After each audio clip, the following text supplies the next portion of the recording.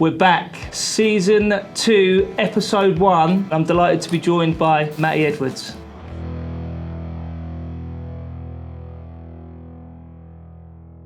Matty, how are you, son? All right, mate, you? You all right? Yeah. Good man. Right, we're going to go straight in with out of a cannon, all right? Yeah. Here for a good time or here for a long time? Neither. Neither? No. I didn't expect that. Ivan Drago or Apollo Creed? Apollo Creed. Win on points or go for the knockout? Go for the knockout. I thought you'd say that. What came first, the chicken or the egg? The bacteria. The bacteria. Quite, this is going to be a tough one. Tommy Fury or Jake Paul? Tommy Fury. You've got to go with that, haven't you? John Fury or Ronnie Pickering? John Fury. Really? Nature or nightclub? Nature. Good answer, son. Lots of money or lots of memories? Lots of memories. 100%. Happy life or happy wife? Both. That's a saying, isn't it? Good answer. Happy Well wife, done. happy life. Thank you very much. That was out of a cannon. Right, cool. So we had a bit of a chat earlier. Yep. We're going to start off with your upbringing and where you grew up, if you don't mind. I grew up in Lee Park, Butley Drive, with 9 other siblings. Is it 9 or am I 1 of 9? Did you say you're 1 of 10? I'm 1 of 9. You're 1 of 9. Yeah, I class myself as a 10, but no, I'm What's the 1 of 9. brother and sister ratio on that then? We got 5 girls, 4 boys, I believe. Really? Yeah. Oh, a massive family then. Yeah. Good at hide and seek, wasn't it? Good. Yeah, I Playing man out with your brother and sisters. Expensive at Christmas. Yeah. Yeah. So you grew up in Lee Park. Yeah. How did you find that? It's alright. Just everyone sticks together, sort of thing. But Yeah. sometimes that's good or it's bad because when they stick together, it could go one way or the other. Yeah. So obviously you can either get in trouble or you could just be a little backstreet boy trying to fit in. And obviously that's what I tried to do. What was your youth like? Did you get in trouble? Did you stay on the straight and narrow? My youth, it was a bit mixed. When I wanted friends, I thought, oh, I'd hang around with you, but they'd bring the trouble with it. And then obviously, in my teenage years, I got a bit sweaty and got in the Xbox. Yeah. Kept myself to myself, smoked a bit of weed. Yeah, But- kept your nut down. Yeah, kept my nut down. I think trouble's only around the corner in the it estate, could be isn't it? anywhere, yeah. Definitely. So, how was your school years and the growing up period? Was it School was Happy alright. or- I was a tough? bit of a little shit. Yeah? I was going through the spectrum of ADHD at the time, so Okay. yeah, there's a bit here, there and everywhere, class clown, here's Matt sort of thing. Yeah, I did a bit of that myself, mate. Yeah, more recognition when you're like, in the corner of the room, isn't there? But obviously, Well, that's it. Yeah. Well, I suppose if you come from such a big family as Yeah. well, you've probably grown up fighting for some form of attention because Yeah, there's so exactly, much yeah. going on. So, did you go to college or did you go straight into work? I did go to college, yeah. I went to Harbury in Portsmouth to do catering. You did catering. Yeah. Oh yeah. So your first, we chatted earlier. One of Yeah. your first jobs, you were chefing. Is Yeah, that I right? was chefing, yeah. I'd done 2 years in college and I got an apprenticeship through the college Yeah. at the White Hart in Denmead. Okay. Yeah, And how did you find that? hours, yeah. I loved it at first, it couldn't get any better, just saving the money, going Yeah. to work long hours, met Yeah. people I know, got some good friends out of it, but it's just, at that age, them hours, just And what? And so was that like 17, 18? 17, 18, yeah, well, Yeah. so yeah, 16, 17. Golden years. Yeah, golden years, so yeah, That's it. stuck in the kitchen.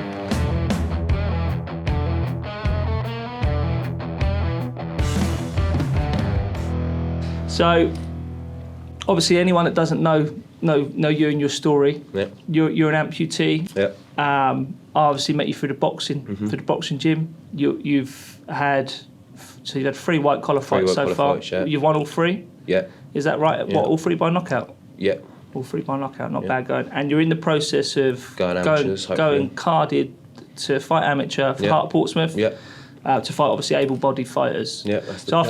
think it's Tom and I were having a conversation. It's an absolutely amazing story. That's why we wanted to get you on. Yeah, What I will obviously have to track back to is, as we had a bit of a chat earlier, is about your accident and, Yep. and how obviously that happened. Would you mind explaining that for me, please? in 2017. We're 22, yeah, 5 years ago. Yeah, Is that right? 2017, yeah, 20th December. I was on my way to work as a dry liner and I was filtering traffic down Goldsmith Avenue 7 o'clock in the morning, freezing cold. Obviously, you don't expect someone to pull out, and obviously they did. So they went straight into my left leg. I flew over the handlebars of my motorbike and travelled about 8 metres up the road. Really? Didn't have one mark, except from obviously the amputation. Obviously, 3 days prior to the accident, or after the accident, I woke up in a coma. Yeah. A bit confused. I had a doctor around me saying obviously what would happen. Didn't really take it in at the time. So how long was you in hospital for? I was in hospital for 2 weeks. And you were in a coma? Yeah, I was in a coma the first few days because obviously where I smoked a bit of weed before, the ketamine or whatever they give me didn't react to my body. Okay. So obviously my body was mellow anyway, so they induced me into a coma. 4 days later I woke up from a coma and the doctor tried to explain what had gone on. Bit confused, obviously. I was recovering well, had a bit of family there for me, not as much as I'd like, but yeah.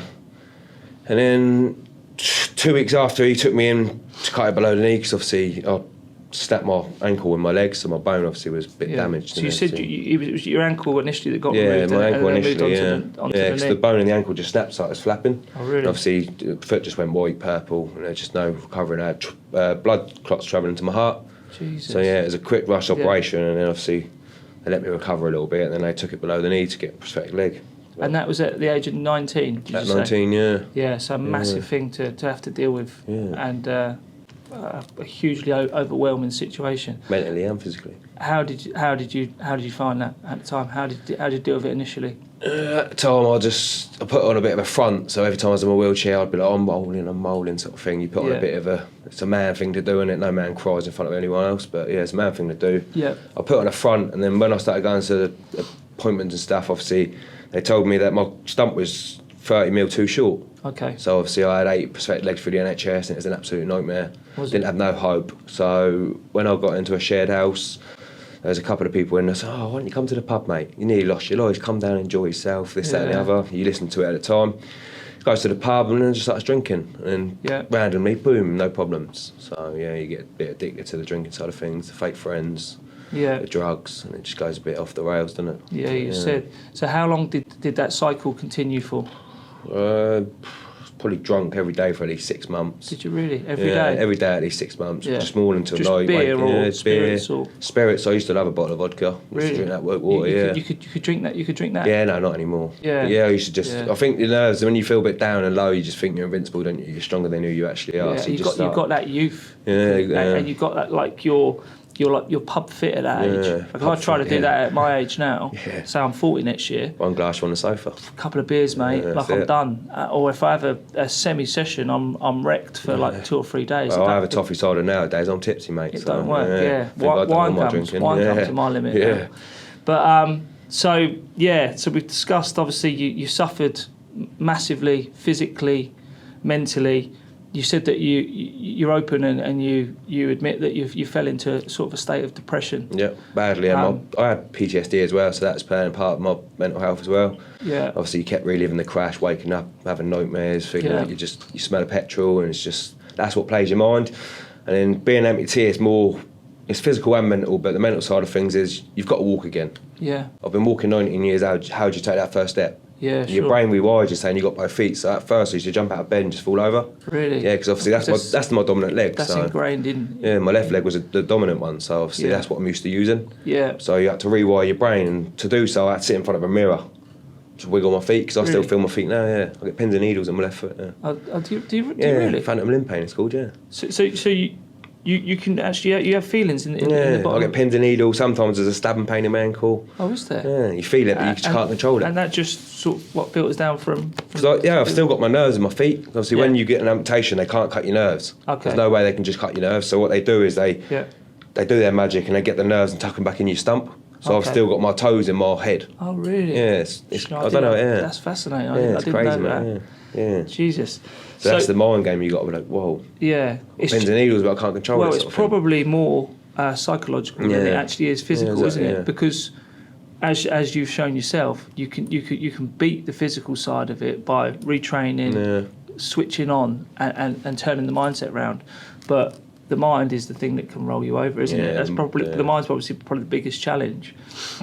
So during your obviously your bad period, like say you were going to the pub, you were hanging around with some bad influences, you were drinking, you were drugging. Yep. That obviously, how did that come to an end? Come to an end because about a year down the line, everyone started telling me, "Cool, Matt, the drug's going to kill you. You're this, that, you're the other." I didn't take it in at first. And then I think it got to, I was around my mate's house and we'd done a 3-day bender. That's what people do at that age. And obviously, Matt, knowing I'm depressed and stuff, I just carried on the bender. So I was on cocaine. I've done about 30 grams in 2 weeks, hardly had any sleep. Obviously, you can imagine what it does to mental health, and you can imagine what it done to my brain. So obviously, started going a bit psychotic. Started following this person that wasn't there, started doing things he was telling me to do, but there was no one there, kind of thing. Oh, really? Yeah, and then in the end, I just reached out for help, and I ended up laying in Farlington Shoreby Fields. I rang my ex-boss, Steve Duffin, at the time. Yeah, I know about Steve. 4 a.m. in the morning, and he was like, "Mate, what's going on, mate?" He knew obviously I was a bit bad on it and stuff. He come pick me up from Cosham, got me in his van, took me to St James's, but obviously they weren't taking inpatients at the time, so he took me to NHS, and obviously said, "I'm worried about this mate here, obviously he used to work for me, he's gone downhill," explained what happened and stuff, and I got an assessment. And an hour later they took me to an ambulance. I didn't go to Elmley because there's no spaces on the NHS at the time, so I was privileged to go to Priory in Woking. It's a private hospital. But I was privileged to go there, and that's what got me straight and narrow again. Done a few AA meetings. So you were sectioned under the Mental Health Act? Yeah, Mental Health Act 1. How long were you? Drug-induced psychosis. I was in rehab for 22 days, should have done 28. Really? Yeah, but obviously I started feeling a bit better about myself. Done my assessment with the doctor. He was like, "This, that and the other. I'll let you out on day release, see how you go." Yeah.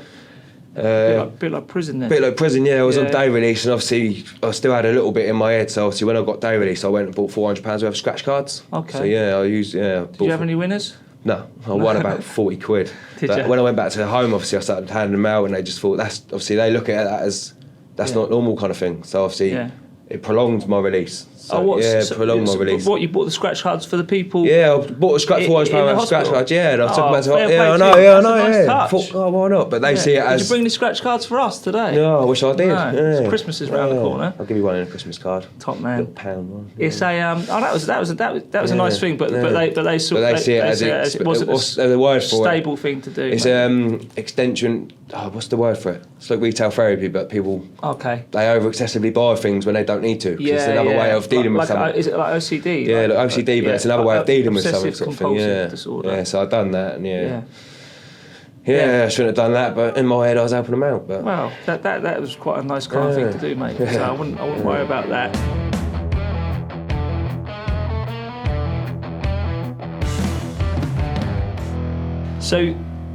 So you got to a stage where you were released from the hospital early. Yeah. I was released on the 22nd day, and then I went back to the shared house I was in, and I got occupational therapist behind me, and obviously she helped me with all the paperwork to go through with a flat, so I started private renting from there.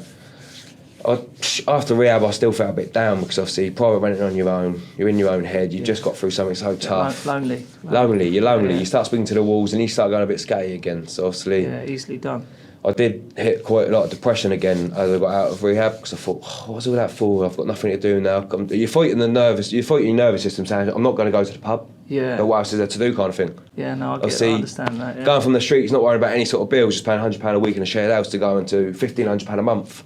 Yeah. I'm like, bleed, Jesus Christ, I didn't think that was possible. Yeah. Yeah, obviously I had bills coming out my arse and I got a bit down. I ended up locking myself away for about 3 months again.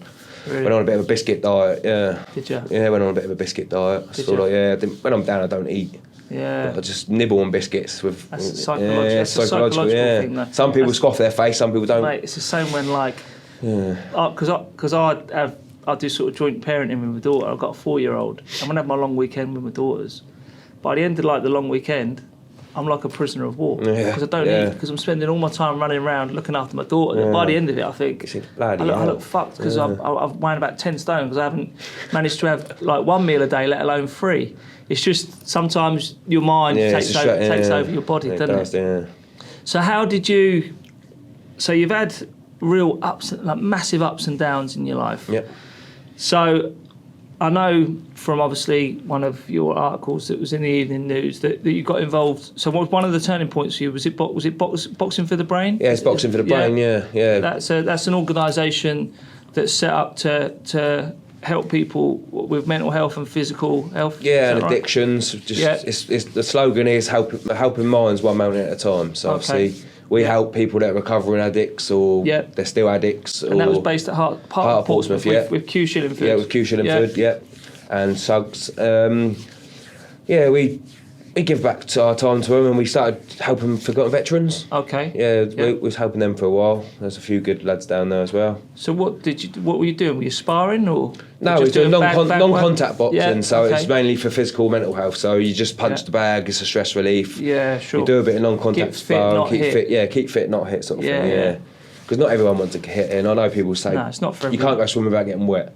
Yeah. But boxing's not about getting hit. It's not for everyone. It's not for everyone. It's about fitness. Yeah. And it's good fitness, cardio. It's brain training. Yeah, it's brain training. Like as we both Discipline. know. Yeah, definitely. And the best form of it for sure. Yeah, definitely. So how long were you involved with boxing for the brain for? Before COVID that came about, and then obviously COVID hit and everything got backlashed. But when we returned, we was going on for a good six months to a year. Okay.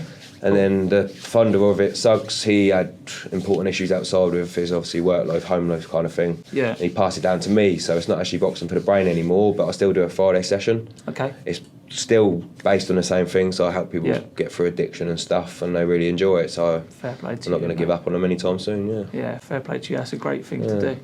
So you. Obviously, I met you at base camp. You trained at base camp with my old mate Dave Birmingham down there and a few of the boys. So we had a bit of a move around. What was it probably about over a year ago now, wasn't it? Maybe 2 years ago. I started with Bones 2 years ago. Yeah. So that's where I met you. Yep. So obviously you're in there. You're sparring all the top boys down there. You do quite a bit with Joel McIntyre. You train with Joel quite a lot, don't you? I sparred him a few times. Yeah, he's a very good bloke. Yeah, and like I've seen like you spar with like Mark Ellens, who's like big lump. Ellens, So you're in there, full contact sparring. Yeah. So you ventured into the white collar boxing. Yeah. I thought I'd give it a go. Yeah. So how did you find that? Yeah, it was good. Because you won your first fight by knockout, didn't you? Yeah, first round knockout. Yeah. It was an amazing buzz. It was a very good buzz. Where was that? Where was that? Was in Prism. Okay, Billy Bessie. Cool. Yeah, Billy Bessie. And then my second fight was under Mark Ellens. He'd done a show in Village Hotel. Oh, nice. So are you fighting able-bodied fighters or you're my first fight was with an amputee, an ex-parachute regiment. Yeah. Obviously he was below the knee as well, and he was really into boxing. Oh, I saw him. It was a big lump. Big lump, yeah. It was a big lump, yeah.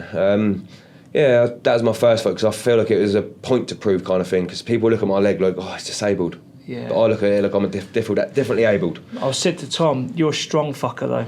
You're a strong fucker physically and mentally, like we said before. You've got to be. Yeah. And even when I had to move around with you, I trained with you early. Before you got your confidence, before you started knocking like your last 3 fights, you won the last 3 by knockout, haven't you? Yeah, TKO. So you've got that power shot. But I remember thinking, like I said to Tom, can't stand in front of this geezer because he'll end up knocking you out. He'll hurt you. So you just use whatever skills you've got to try and counteract it. But I remember when I boxed you, I remember a couple of shots were just flying past my face. I was thinking, I don't want to get hit with them. And you got a bit of weight on me, so you like put me out in sparring. But it's there's no better place, I think, than the boxing gym. If you're struggling with mental health, there's no better place out there than the boxing gym. Yeah. The doctors should be prescribing people to go down to their local boxing gym and train in there 2, 3, 4 times a week, whatever you can do. I don't know anyone that I've taken, any guy or woman that I've taken on the pads that doesn't love it after it and feel that. It's an instant release, isn't it? The endorphins it releases. The endorphins, the adrenaline. Yeah. Like you can go to the boxing gym stressed out of your head. You can go and have a session for an hour and a half, come out a completely different man. Yeah, can't you feel brand new, don't you? Yeah. You do, man. Time you have a shower, you wind down, it's bedtime before you know it. Yeah, and you sleep like a baby. Yeah, you don't sleep like a baby, and you wake up, a bit aching. You might have had your head punched in, but it's all part of it. So you've had 3 white collars, 1 free, all by knockout. Yep. My man, that's some record. That's not bad going, is it?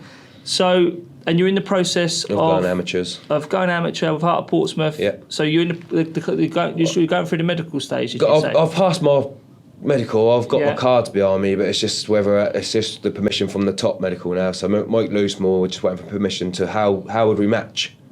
So into some people's eyes, obviously I'm disabled, I'm below the knee. But if I put a pair of jeans on now, sat there talking to you, how am how am I really disabled? Boxing a pair of jeans. Boxing a pair of jeans. You'll be fine. Yeah. And then I'll become some sort of icon. What a bloody hell, he's You'll be like skinny jeans and he's boxing. You're you know like what I mean? Jean-Claude Van Damme of the amateur boxing scene. Yeah.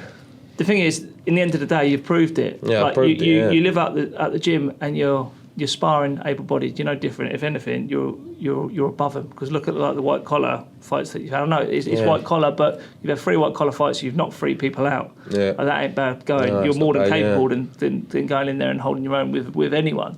So definitely don't give up on that. Yeah, I'm not going to give up. Push it all the way through. So. One other thing that obviously what I wanted to discuss, which I know is very important to you, you're a big family man. Yeah, lovely. You've got a good lady behind you. Yeah. Are you married? Not yet. I've made her my fiancée August just gone.